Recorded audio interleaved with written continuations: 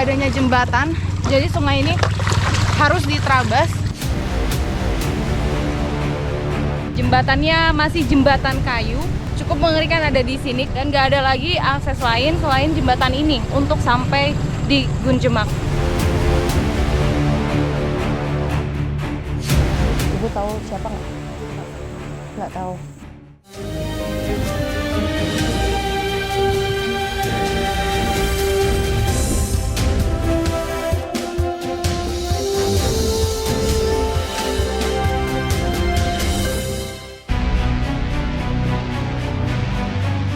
Indonesia telah menginjak usia 78 tahun. Namun lafal terakhir dalam Pancasila rupanya belum merata terhadap semua lapisan masyarakat. Keadilan sosial bagi seluruh rakyat Indonesia amat jauh dirasakan oleh warga di pelosok perbatasan negeri.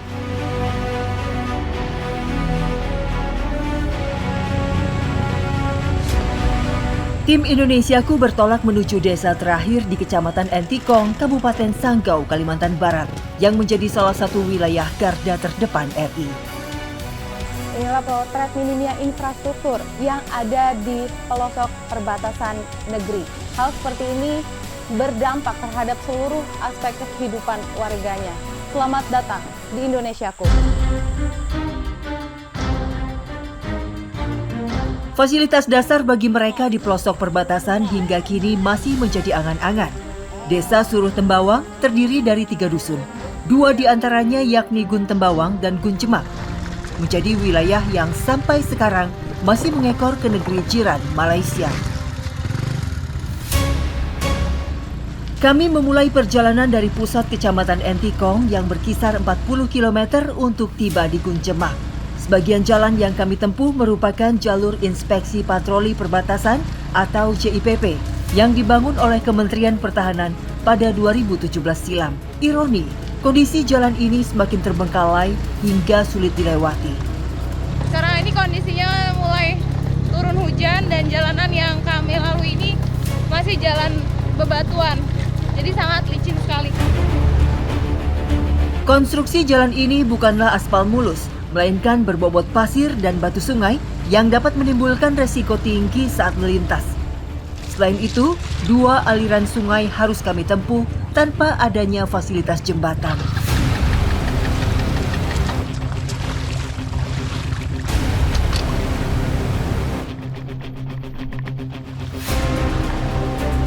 Lagi-lagi karena nggak adanya jembatan, jadi sungai ini harus diterabas.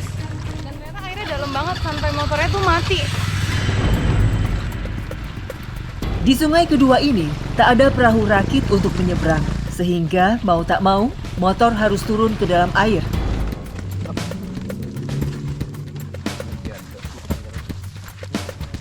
Usai didiamkan sejenak, motor yang saya tumpangi ini menyala kembali dan kami pun melanjutkan perjalanan. Tak jauh dari aliran sungai, kami dihadapkan dengan jembatan yang jauh dari kata layak. Para penumpang harus turun dari kendaraan agar terhindar dari resiko amblas. Jembatan kayu, tapi sepertinya sudah lapuk gitu. Jadi motor harus lewat dulu, penumpangnya turun ngelewatin jembatan ini juga.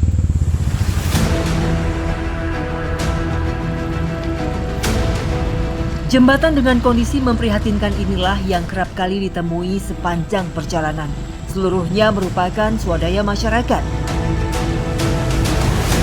Realita memilukan ini mau tidak mau ditelan warga pelosok perbatasan sejak Indonesia merdeka. Sebelum tiba di tujuan kami, satu lagi jembatan mengenaskan harus dilewati. Jembatan ini sudah ada sejak zaman nenek moyang warga Gun Jemak yang menjadi satu-satunya akses untuk sampai.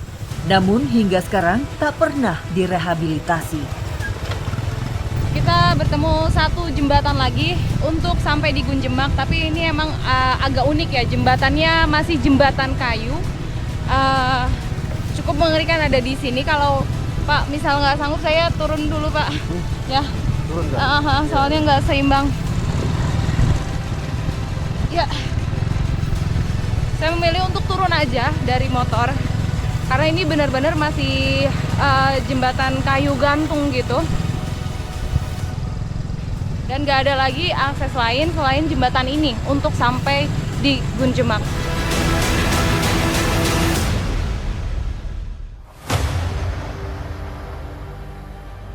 Usai tiba di Gunjemak, saya bertemu sejumlah warga yang tengah siap menjual hasil panen mereka.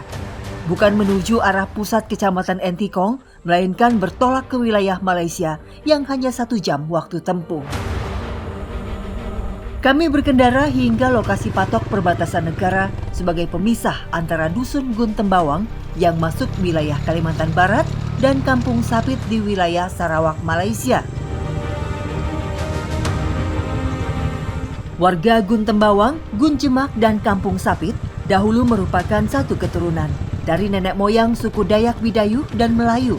Proses terbentuknya negara-negara di Asia Tenggara ditentukan oleh para penjajah era kolonial yang membagi wilayah kekuasaan mereka pada abad ke-19 demi kepentingan ekonomi politik para penjajah kala itu. Akibatnya, batas negara tak beririsan dengan batas kultural yang dianut masyarakatnya. Hal inilah yang terjadi antara Indonesia-Malaysia di perbatasan Pulau Kalimantan. Hingga kini, warga yang berada di kedua sisi batas itu masih serumpun yang terpaksa memiliki identitas bangsa yang berbeda. Ratusan tahun berlalu, garis batas negara tak dapat menghapus realitas sosial yang terbentuk sejak dulu. Interaksi lintas batas seperti aktivitas jual beli hasil bumi tetap berjalan demi keberlangsungan ekonomi mereka. Ya, tak dapat dipungkiri, teritorial wilayah Gunjemak dan Guntembawang sangat dekat dengan Kampung Sapit dibandingkan jika harus menjual hasil panen ke Entikong yang memakan ongkos 2 kali lipat. Dengan segala fakta memprihatinkan, warga di pelosok perbatasan RI menyimpan harapan kelak akan terjadi perubahan bagi kehidupan mereka. Sabinus salah satunya. Dirinya ingin menggunakan hak pilih yang ia miliki pada waktu pemilihan umum dalam hitungan bulan mendatang. Kalau misalkan baru tahun ini nyoblos gitu, kira-kira tahu nggak sih calon-calon pemimpinnya itu siapa aja? Yang sekarang. Lupa juga sih saya namanya. Lupa ya? Oh, jadi emang nggak begitu kenal ya sama calon pemimpin yang nanti berlaga di pemilu 2024 ya, Bang? Oke, terus kalau nanti abang minatnya gimana? Minat nyoblos apa? Enggak deh. Juga, soalnya nama udah terdaftar. Oh gitu, sudah terdaftar namanya sebagai calon pemilih. Hal-hal yang berubah nggak sih selama ini ganti kepemimpinan, ganti presiden tuh ada yang berpengaruh nggak buat warga Gunjemak? Nggak ada sih. Nggak ada. Sama sekali nggak ada pengaruhnya. Iya. Presiden pernah datang ke sini nggak? Nggak pernah. Nggak pernah lihat warga Gunjemak seperti apa? Nggak pernah sama sekali, memang nggak pernah Mas. Artinya siapapun pemimpinnya mungkin nggak begitu terasa perubahan signifikan ya Bang? Iya. Harapannya apa kalau kayak gitu? Harapannya ya mudah-mudahan jalan ini diperbaiki lah.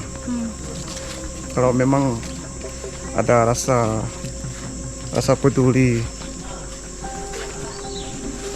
terus sama masyarakat, sama pelosok, termasuk kami yang warga Gunjemak, memang sangat butuh akses jalan yang bagus lah. Faktor jalan buruk amat berdampak terhadap seluruh aspek kehidupan warga di pelosok perbatasan RI. Mereka tak memiliki pilihan lain selain melakoni aktivitas jual beli di negeri jiran. Waktu berdetak 1 jam lebih cepat di Gunjemak dan Guntembawang dibandingkan waktu Indonesia Barat, sebagaimana wilayah Kalbar pada umumnya.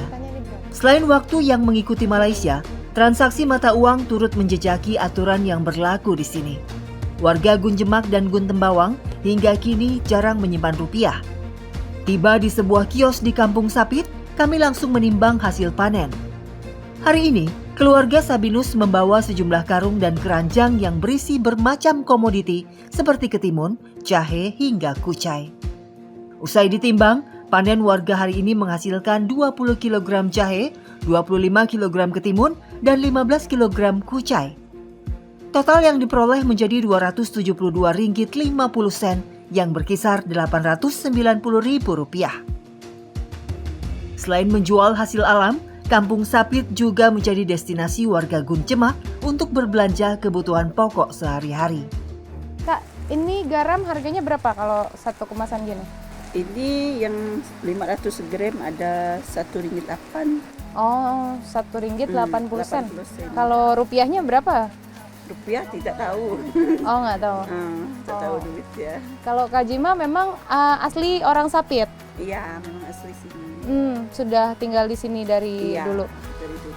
Oh. Nah, ini kan di warungnya Kak Jima ini kalau biasanya sehari-hari memang menerima hasil kebun, hasil tani dari warga Gunjemak ya? Iya, Gunjemak, Gun Tembawang, sama juga.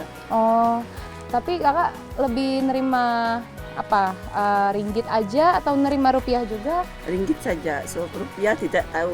Oh, Mau gitu. jual gitu. Oke. Nah, kalau orang sini juga biasa belanja bahan-bahan sembako kayak gini ke sini? Memang di sini. Sebab dari dulu kan memang sudah buka lama. Jadi orang pun selalu sudah biasa sini sajalah. Gitu. Karena dekat ya dari Gunjemak ya. Nah, kalau di sini produknya semua produk Malaysia. Iya, semua produk Malaysia. Tapi kakak kalau biasa nerima hasil jual ini, jual hasil tani itu ngikutin harga pasar atau gimana sih? Iya, ikut pasaran. Ikut harga pasaran aja. So dia tidak tetap lah, dia macam ada naik, ada turun. Jarak yang jauh dan jalan buruk lagi-lagi merupakan penghambat bagi warga Gunjemak untuk belanja sembako ke Entikong. Hal ini berakibat pada produk yang sehari-hari digunakan warga merupakan produk Malaysia yang amat tak asing bagi mereka sebagai WNI. Nah, jadi kalau untuk sembako sehari-hari, warga Gunjemak ini belanja ke Kampung Sapit yang sudah masuk di wilayah Malaysia. Jadi transaksinya menggunakan ringgit ya Kak ya. Di sini nggak nerima rupiah ya sama sekali. Jadi memang biasa warga Gunjemak juga menyimpan ringgit gitu untuk aktivitas transaksi sehari-hari seperti beli keperluan pokok seperti ini.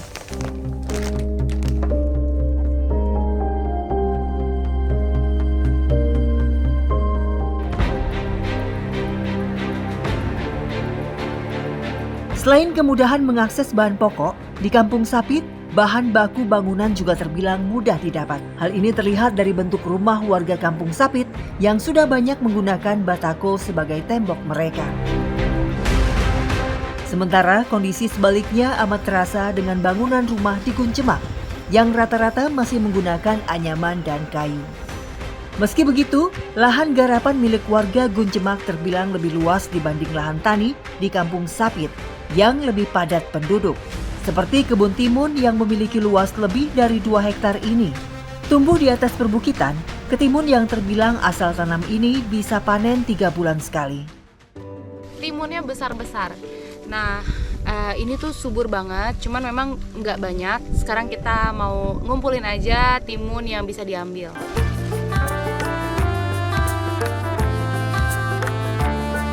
Tanaman menjalar ini tumbuh bersama tanaman liar lain di sekitar padi ladang yang digarap warga.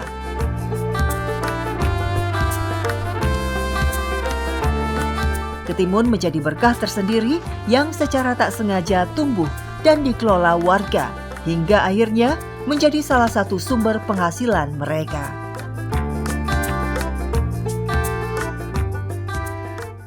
Kalau ke Entikong berapa jauh, kalau ke Sapit berapa jauh perbandingannya Bu? Ke Entikong 1 hari. 1 hari? Tepeng 1 hari. Kalau ke Sapit berapa? Sapit 1 jam. 1 jam sampai. Siapapun yang jadi pemimpin nanti ngertilah kami ke pelosok kayak gini.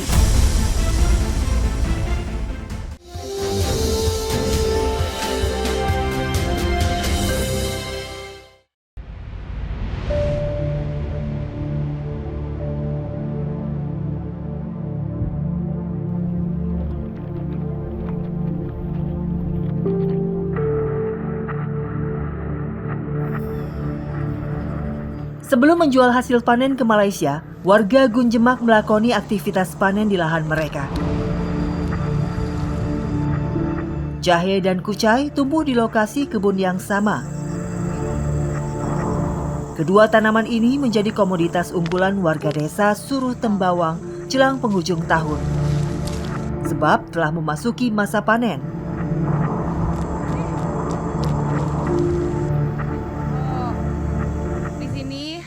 jahe juga jadi salah satu komoditas utama. Memang karena warganya ini hobi menanam, mayoritasnya petani. Selain jahe, ada juga bawang kucai. Jadi sekarang kita mau mencabut semua tanamannya, nanti akan dijual ke Kampung Sapit. Saya memanen di kebun milik Ibu Regina, penduduk asli Gunjemak yang terlahir dan besar di sini. Lahan seluas 600 meter persegi miliknya rutin membuahkan bermacam hasil alam yang tumbuh subur kurun waktu 3 hingga 6 bulan sekali.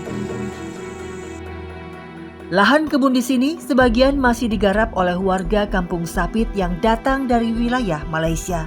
Selain karena lokasi kampung mereka bersebelahan, latar belakang warga Gunjemak dan Kampung Sapit yang masih saudara dari subetnis yang sama juga menjadi faktornya. Mirisnya, keseluruhan hasil panen warga Gunjemak bahkan tak pernah dipasarkan di negeri sendiri. Mereka hanya dapat menjangkau kepada wilayah Kampung Sapit sebagai tempat menjual hasil alam karena tak memiliki akses memadai untuk mencapai Entikong. Ibu asli warga sini?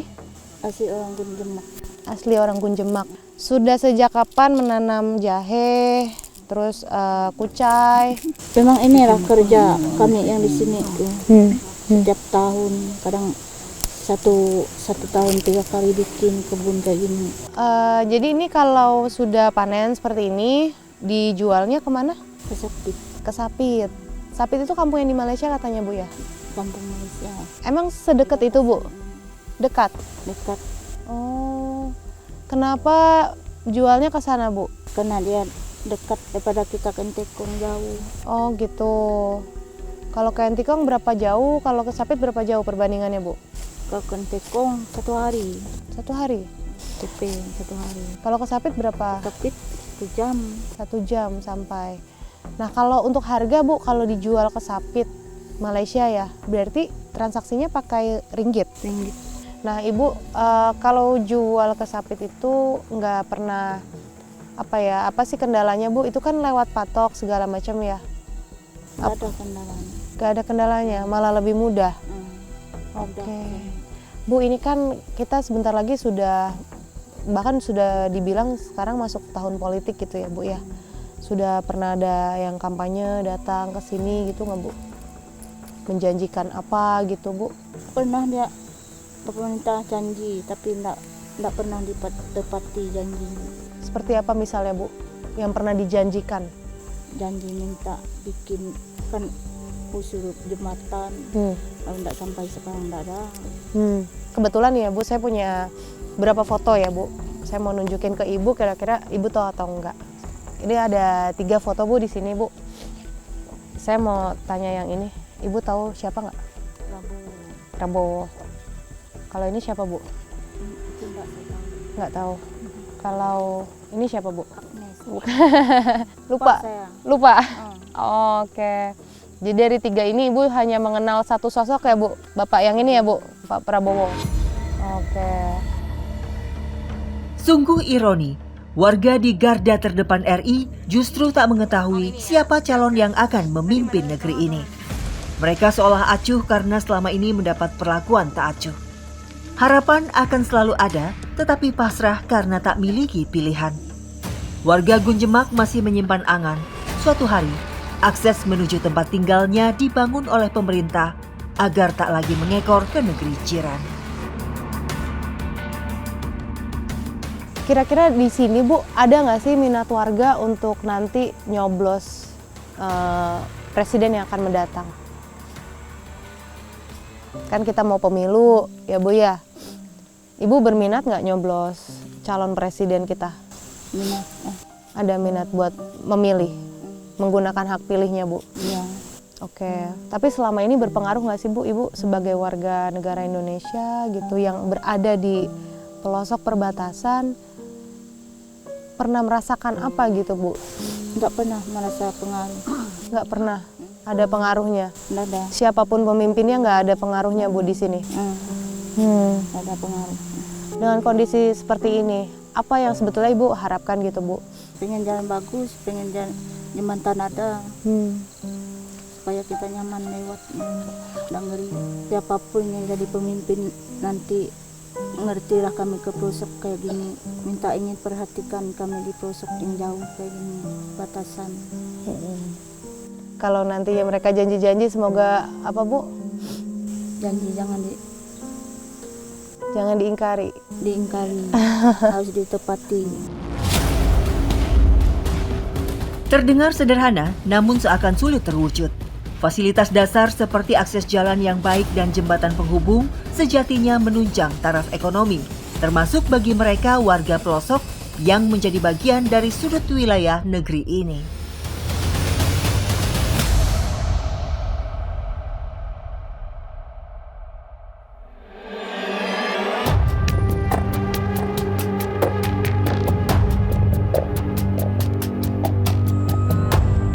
Memasuki hitungan bulan jelang pemilu serentak, 216 jiwa di Dusun Gunjemak menjadi bagian dari hajat demokrasi tersebut.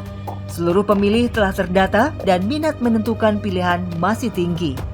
NKRI terasa kental mendarah daging bagi warga yang terpaksa tak menggunakan rupiah ini. Cukup adilkah kehidupan yang mereka peroleh hingga saat ini masih harus mengekor ke negeri jiran?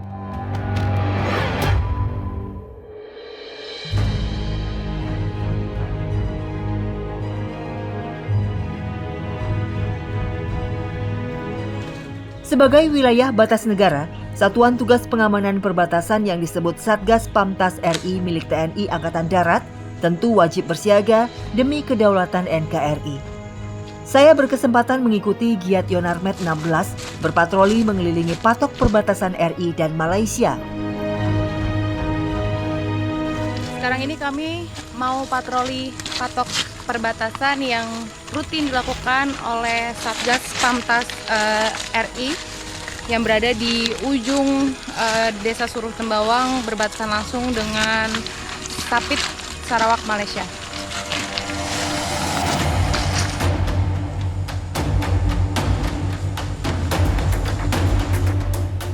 Dari total luas wilayah Desa Suruh Tembawang, terdapat 85 patok perbatasan negara yang mengelilingi Dusun Gun Tembawang dan Gun Jemak.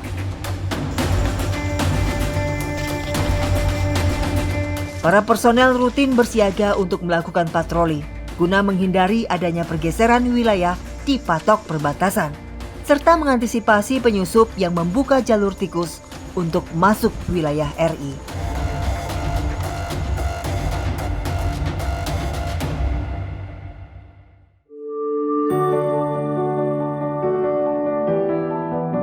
Jika Desa Suruh Tembawang dengan Kampung Sapit Malaysia saling beriringan dan ditandai dengan adanya patok sebagai simbol batas wilayah antar negara, suasana berbeda terlihat di pusat Kecamatan Entikong yang menjadi gerbang besar masuk RI, ditandai adanya sebuah pos lintas batas negara.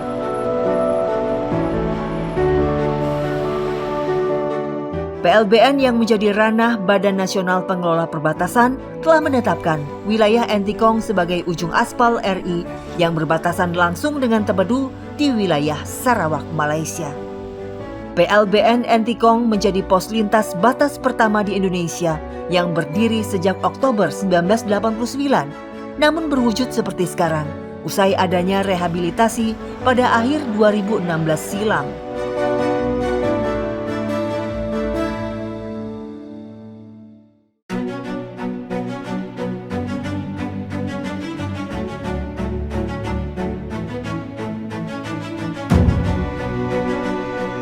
Mereka yang hidup di pelosok perbatasan negeri ini seolah memiliki tatanan sendiri yang terpisah dari hiruk-pikuk di tahun politik seperti ini. Dalam beberapa aspek, mereka justru lebih dekat ke negara tetangga Malaysia dibanding ke Indonesia. Jalan setapak di patok perbatasan negara seolah menjadi urat nadi bagi warga di Desa Suruh Tembawang yang hingga kini melangsir hasil bumi ke Kampung Sapit di Malaysia. Tak hanya itu, untuk mendapat kebutuhan pokok sehari-hari, mereka sepenuhnya bergantung dengan negeri jiran. Ironi, namun itulah realita yang sesungguhnya terjadi. Tak ada niatan berpindah kebangsaan. Rasa nasionalisme dan cinta akan bangsa ini masih terjaga. Mereka hanya ingin menyerukan lebih keras bahwa sejatinya warga di pelosok perbatasan negeri ini masih menjadi bagian dari NKRI.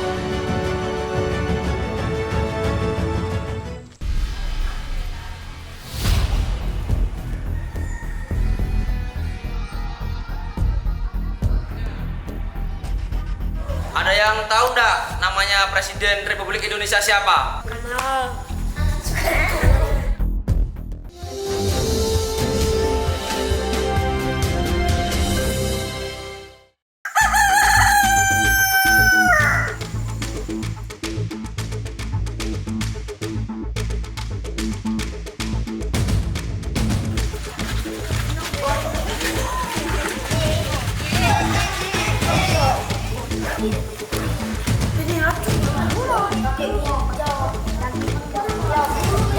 Inilah kondisi sekolah anak-anak di dusun terluar Kalbar.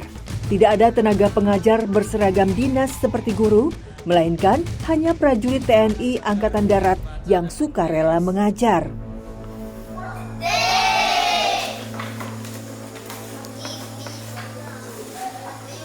Ini Terpampang jelas foto Presiden dan Wakil Presiden RI di depan kelas. Namun, kejanggalan terasa saat melihat foto Wakil Presiden yang masih terbingkai adalah foto Yusuf Kala. ada yang tahu nggak namanya Presiden Republik Indonesia siapa? Miris, selain tak mengetahui kepala negara yang ada di depan kelas, rata-rata mereka tak hafal lagu kebangsaan Indonesia Raya. Yang bisa angkat tangan, ayo. Nanti Om kasih hadiah. Tak ada perbedaan tingkat dalam satu kelas. Anak kelas 1 hingga 6 SD semuanya bergabung dalam satu ruang kelas yang sangat tidak layak.